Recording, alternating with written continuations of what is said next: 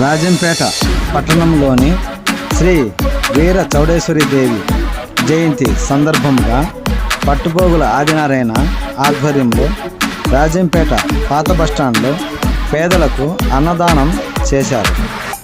ఈ కార్యక్రమంలో బీజేపీ నాయకులు, కార్యకర్తలు పాల్గొన్నారు.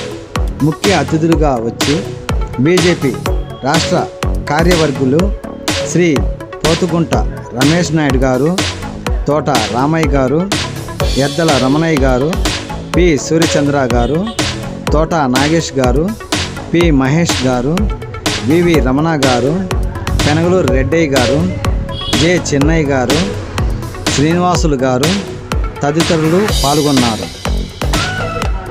ఈ కార్యక్రమంలో భాగంగా పోతుగుంట రమేష్ నాయుడు గారు మాట్లాడుతూ, ముఖ్యంగా తొగటవీర క్షత్రియులకు, అమ్మవారి భక్తులకు ఎంతో పవిత్రమైన రోజు ఇది. చౌడేశ్వరి అమ్మవారి జయంతిని ఎంతో భక్తి శ్రద్ధలతో ఈరోజు ఒక పండుగ రోజుగా భక్తులందరూ జరుపుకుంటారు.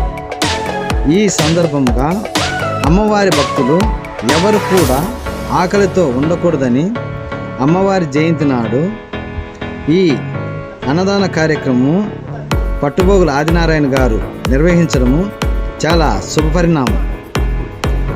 అలాగే మన రాయలసీమలోని నంద్యాల జిల్లా నందవరంలో చౌడేశ్వరి దేవి అమ్మవారు వెలసినారు.